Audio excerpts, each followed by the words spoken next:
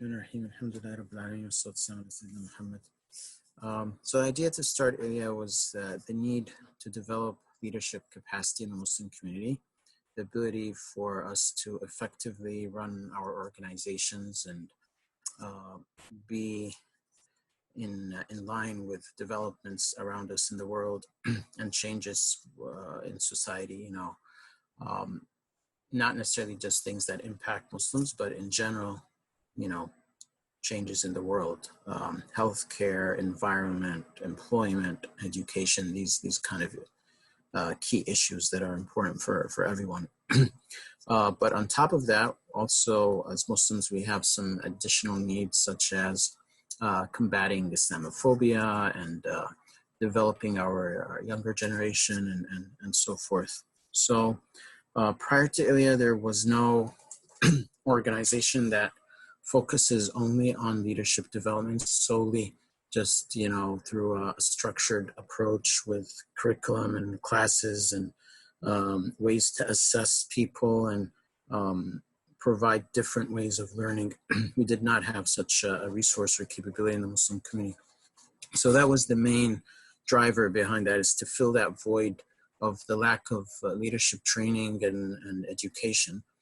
And there were several things that were occurring at the time we started ILIA, and some of them are still occurring. For example, we saw masajid suffer from poor performances where you would have a board elected and then, it stays in office for 5-6 years until it's reelected. But when the new board comes in, they're kind of restarting from scratch everything. They're not building on the past accomplishments of the prior board. So if a masjid progresses during those first 5 years and they have, women's activities and elders group and a youth program and a school and whatnot, by the time they're done and the new board comes in, usually they're kind of starting from scratch or some point earlier than where that previous board left. Exceptions might be some schools that have been set up, weekend schools or full-time schools, but other types of services would usually take a big setback. So that's what we call sustainability of communities. We're kind of, as a Muslim community, very vulnerable in this society. Although we're not new, we've been here for over 400 years. From even before slavery, there are historians that have found artifacts and records to indicate that some of the Native Americans in this country and the Native Indians were Muslim. Some tribes, not all of them, but there are some indications that we found tombstones with symbols of unity.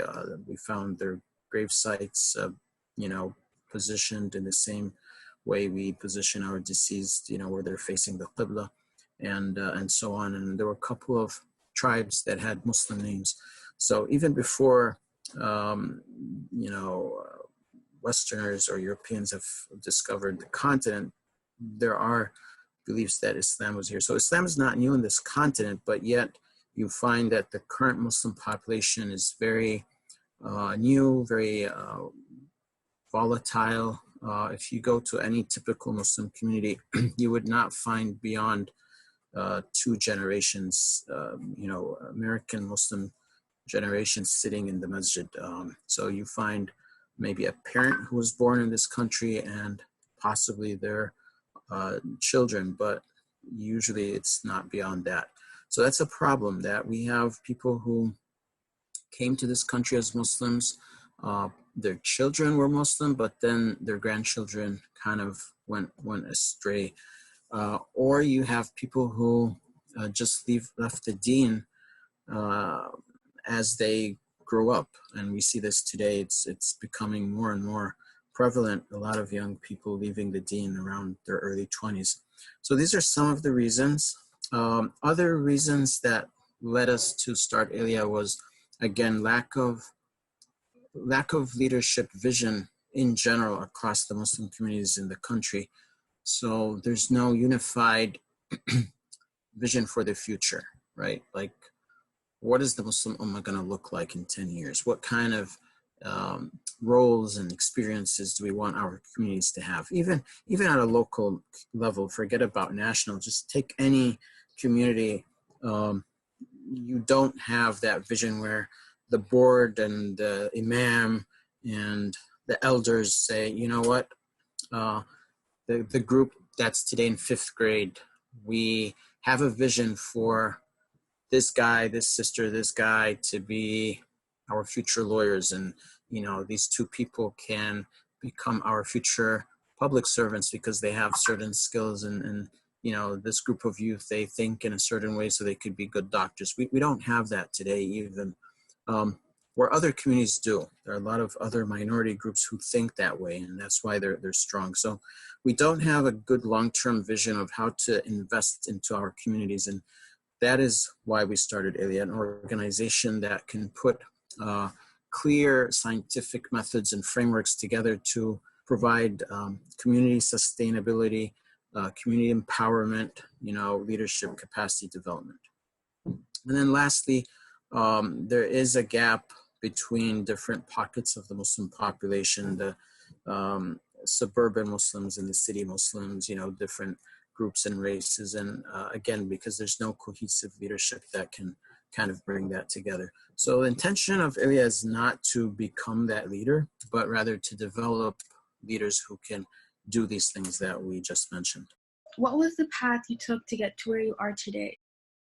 That's a good question. So as they say, baby steps would take you to some place. You don't have to start big. As the Prophet ﷺ says, "Khairul a'mali adwamaha wa in qall," the best of the deeds are those that are continuous, even if they're small. So as long as you're consistent and you're moving forward with some clear vision, inshallah, you'll accomplish something. So there were a number of things that kind of took place. One was being involved with young people in the community. So in different contexts. So in a weekend school context, teaching 2nd graders outside of the traditional way of teaching, which is, if you open a typical Islamic studies book, I mean, here's one. This is for, I think, high school level. It talks about, the birth of the Prophet ﷺ and his parents and so forth. So rather than give the children this ayah, this hadith, but it was more to talk to them about concepts and put Islam in a meaningful, easy to understand message for an 8-year-old. So it started by talking to young children about Mecca and Medina. Where are those 2 towns and which country? And hey, here's a globe. Can you point to where Mecca and Medina is? And what do you think the weather there looks like in the summer? And what about the winter? So then when you talk to them, you say, the Prophet ﷺ was born in Mecca, it kind of makes sense to them. They understand. Just like you telling someone here that, Muhammad was born or Ahmed was born in Baltimore, they can relate to that. They understand, okay, Baltimore is 20 miles or 20 minutes from where I am. So that was one aspect, which is getting involved with youth. So I was involved with children in an academic setting like that. I got involved with Islamic schools from a consulting perspective, so helping the few schools in the area here connect to the internet, get training for their teachers on how to use the internet. That was back in the mid 90s. What is the internet and how to use it as a teacher, and what resources can you find on it, and things like that. Just helping schools and big masjids structure themselves where they become more of an enterprise operation rather than just a group of volunteers who are doing things a little bit unstructured, haphazardly. So that was another aspect. So the youth is one aspect, and then institutional was another aspect. So I served on a number of boards, Dar es Salaam, Dar al Taqwa, a couple of other smaller nonprofits in the capacity of an advisor, and helped out build some of these early communities and early organizations. Also volunteered back in the day with CARE when they first started their Maryland chapter. So that's again another part of engagement, which is not youth, not necessarily institutional directly, but more community engagement and activism and so forth. So went through a lot of training, a lot of great organizations out there like ISNA, ICNA, MASS, CARE. Attended a lot of trainings in these organizations when they first started, helped some of them, get formed and set up on their feet. And worked more and more with youth across all different backgrounds. So not just Muslim youth, but I'm certified big brother, big sister mentor, and I was a mentor at Lutheran Social Services and Catholic Charities, did some work with them as well, and higher education. I was a counselor for a couple of MSAs in the area and so forth. So that gave a lot of exposure to different segments of youth. Did a lot of volunteering in the correctional environment, so juvenile correctional facilities and also adult jails, and prisons. So got an idea of the challenges that face us as a community and the perspectives of our community and society that the average person doesn't see, right? Most people don't know what a state prison looks like. Most people don't know how a 20-year-old Muslim brother can get arrested and spend a year in jail. Many of us don't know how people in the city live and so forth. So there was a period of learning through experience, not just reading books and listening to lectures. That's, a more powerful way of learning is to get down on the street and hang out with people and talk to them. So over the years, I met a lot of young people as young as 7 and as old as, upper 20s, and worked with adults as well. But these different contexts and settings helped me understand very well the Muslim young person identity. So whether it's someone who's involved in drugs or someone who was charged for a murder crime, or someone who's locked up, or someone who was arrested on terrorist charges, or a teenager who's wealthy and spoiled and living in a big, mansion, or someone who can't, find food for their day. So that helped formulate a good vision for what we need as a larger community, what type of organization we need. And that's one of the unique things about ILIA is we made sure it's a very open institute where everyone is welcome, not just Muslims, but also different backgrounds of or levels of practicing Islam and different levels of Islamic identity and, understanding of the rituals and so forth.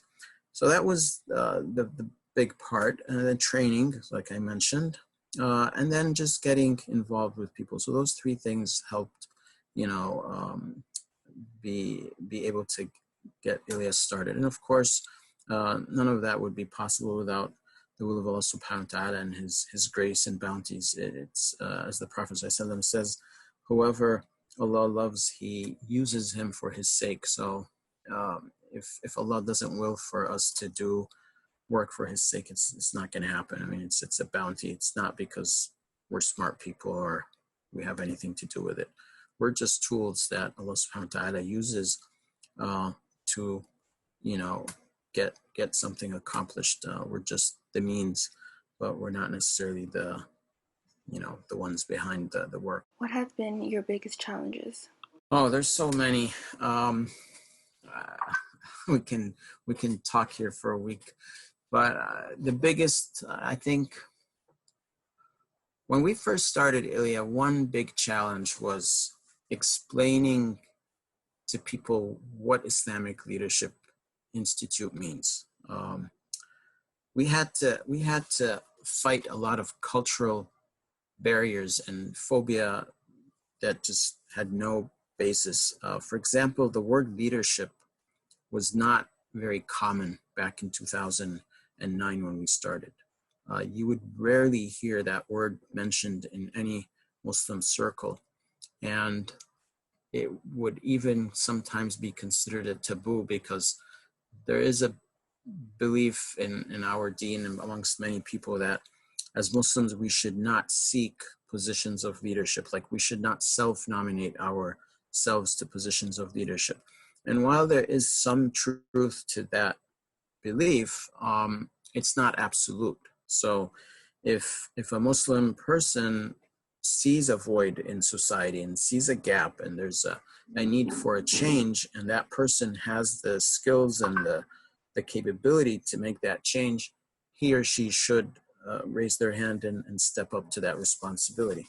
So when we first started, when we said Islamic Leadership Institute, communities understood in different ways. Some communities understood it or thought that it meant that we are leaders of these communities. Like we're self-appointing ourselves to be leaders, which obviously is not the case at all.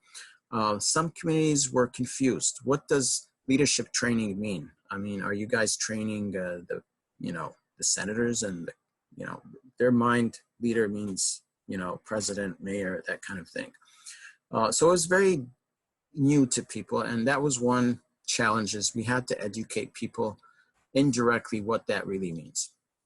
Another challenge was there was very little interest from adults to actually support the organization. And that's why we kind of ended up doing youth programs. When we first started, the vision was to develop leaders who, it's like train the trainer. We develop leaders who in their own communities do things, right? And the thought was we would be training mostly adults and possibly some youth, because youth are energetic and they have motivation and so forth. But what we found is that no one really cared to support this organization, whether by serving on the board or donating money or volunteering or anything. So we actually started with myself and another adult brother and 3 youth. And the adult brother, after 6 months or so, he kind of drifted and just wasn't active. But the other 3 youth remained active for about a year and a half. And they were the ones who really started the organization. And because it was youth, we started doing youth programs and programs for youth workers like parents and teachers. So our first 3 classes were a class on patience for brothers, and then followed by one for girls. And then we had a class for parents and teachers, how to communicate with teenagers, make the click, bridge the gap. So that was another challenge. So the first challenge was explaining and breaking barriers of silly things. Like I remember one day we had a flyer in one masjid that said teen night, like teenager night. And they ripped it off. Why? Because it had the word teen on it. And, it was really funny, but it's like, who put this up? It says teen, because people were used to the word youth. Youth was more common. Youth was a word that was fine to use, but the word teen or teenager was very foreign to the Muslim community, and in some cases was offensive to some people. The mental image they had in their mind, the word teen means maybe an immature youth or a troubled youth and so forth. So this gives you an example of the challenges we have back in 2009, something as simple as that. So that was the first challenge. It was big back in the day when we first started. Another challenge was our name. So we started with the name Islamic Leadership Institute of America, and about a year into it, some of the elders, like seniors, people who are retired, they said, guys, you have to change your name from Islamic Leadership to something else, because people are not going to want to do any work with you or business if your name has Islamic, and they're going to be fearful from you and worried. And remember, this was about like, we're talking almost 10 years after 9/11, or 8 years. So it's not too fresh, but it's still relatively recent. Um, and that was a big debate. So that took a couple of months back and forth. And the board was still mostly youth. We had a couple of adults, and the youth decided, no, we're going to keep it Islamic leadership. It's our identity. We're fine. We're going to survive. And alhamdulillah, I think that was the right decision. And that got taken care of. So that was another challenge. The third challenge was donating, fundraising. People, again, just couldn't understand what we're doing. They had no interest in donating. They would be much easier for them to donate to a masjid.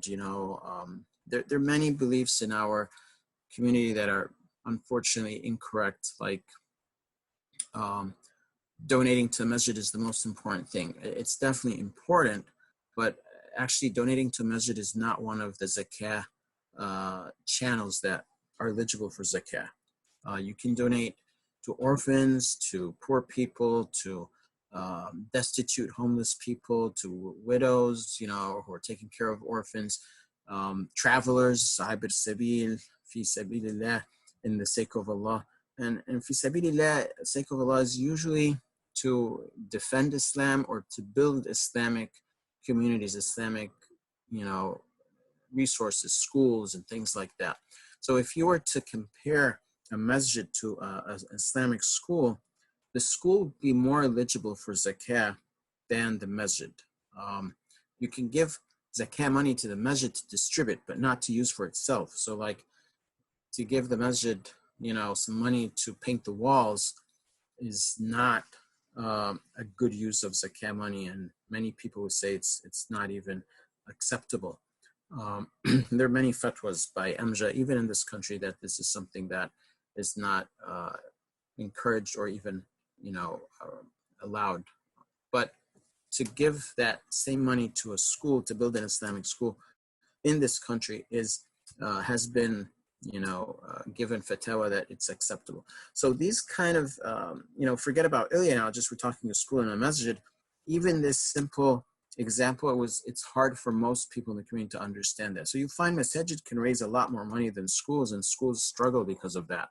Now, to put ILIA into the equation, a new education concept that people don't even understand, just getting donations was very difficult. So that was the third challenge we had. And I would say those are the top three challenges. Today, it's so different. We don't have an issue, alhamdulillah, with our name. A lot of non-Muslim organizations and people actually reach out to us because our name is Islamic. That whole thing about culture, we had an impact. We had a role in changing people's mindset and about terminology and vocabulary. So you go around the communities now across the country, you see the words teenager and teen and youth and crisis and suicide, and people talk about it more. Part of it is what ILIA did, and part of it is just changes in society. But today's challenges are a little different. Fundraising still remains to be one. And lack of human resources is another one. The ability to recruit and hire people who are qualified to do the work, that's a big challenge for us today. So that remains a challenge. I'd say that's number one. Number two is the funding. And I think those are the top two challenges we have today. How has ILIA improved over the years? How has it improved? Well, it improved in many ways. One, definitely it's become more of a brand and more known to people, in the different areas that it has worked at. The DMV area here, Michigan, some other communities in Tennessee, the Carolinas, and so forth. So it's been able to establish a brand name. Definitely over the years, we've learned a lot more about our communities, about how to do work with our communities, nonprofit organizations, and we've adapted.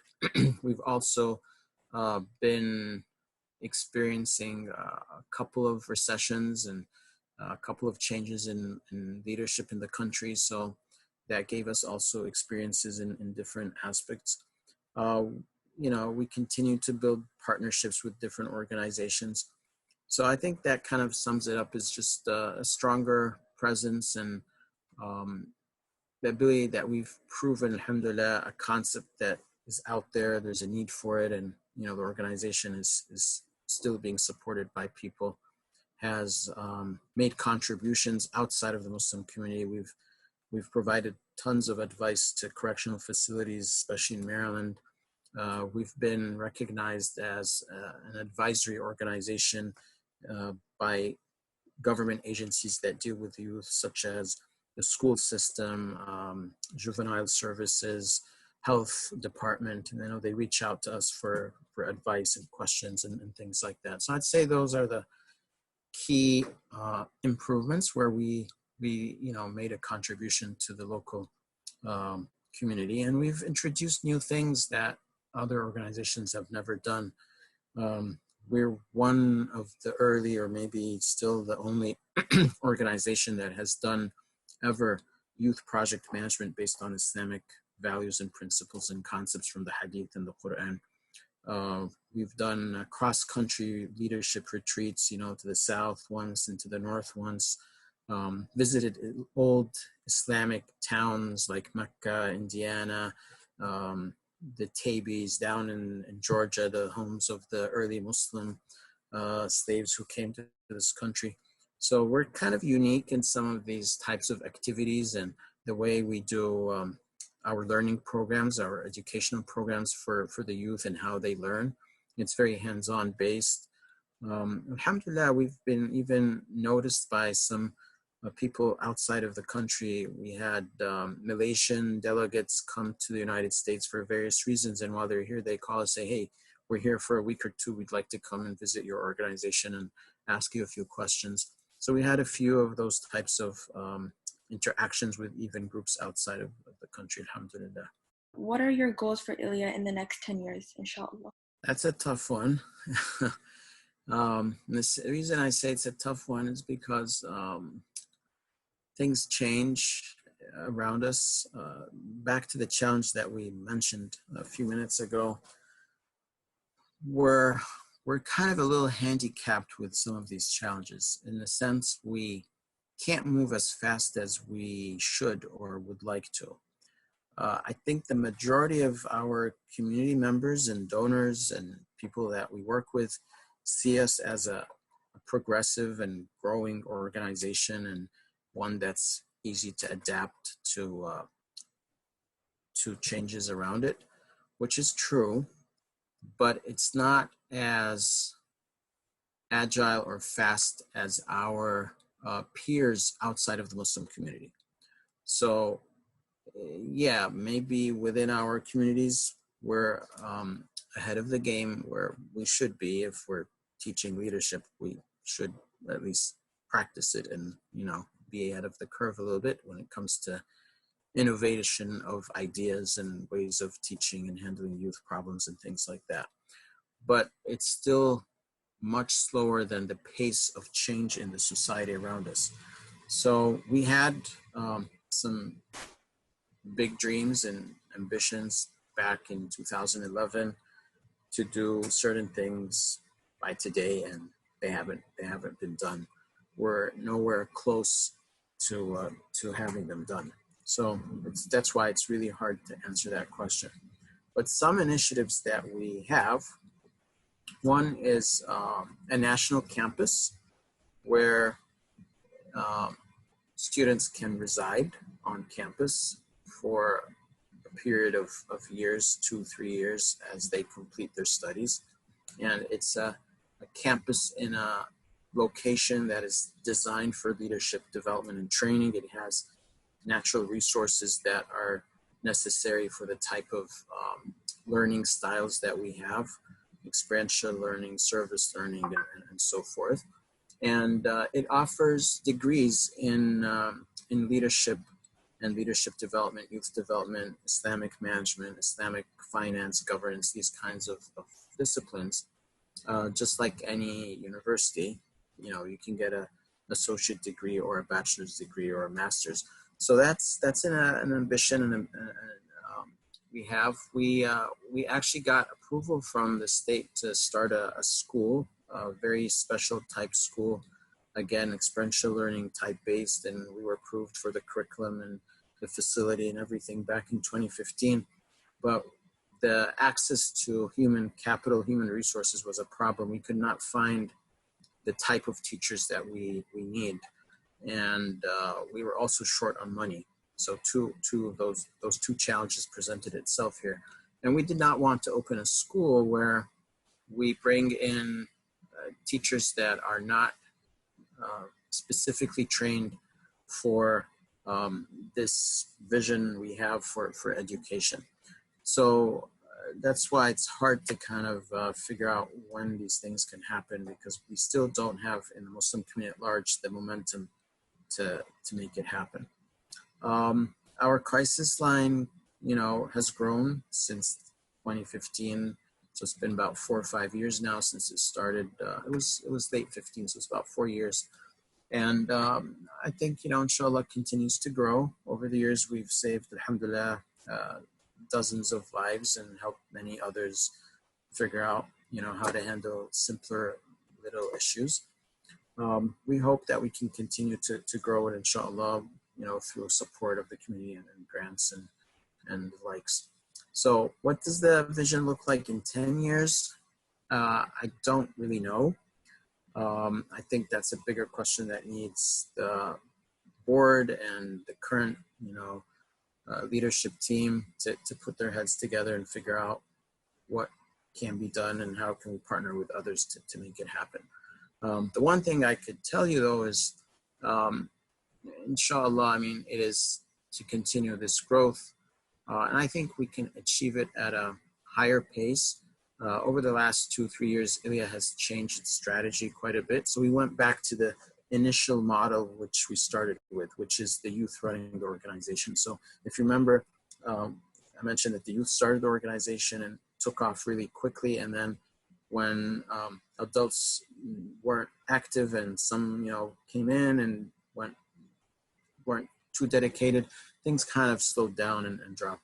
So alhamdulillah, over the past 2 years, the youth have been running the organization from A to Z, from bringing in new students or new staff to everything, basically. And it's a pretty big job. And they've been doing really great, given the time that they can provide, between schoolwork and other types of things they do in their lives. They've been done really remarkably at much higher levels of performance compared to an adult worker just like them. So that's an encouraging thing, inshallah. And I think if ILIA, inshallah, continues to follow that strategy and bring in more youth and the existing ones, get promoted, and the organization can scale and can grow. So we'd like to see more chapters across the country. Maybe, in 10 years, it would be beautiful to see a chapter at least in each state. So you got 48, 50 chapters. That would be, inshallah, a good accomplishment. Jazakumullahu khairan for this interview. Wa iyyakum.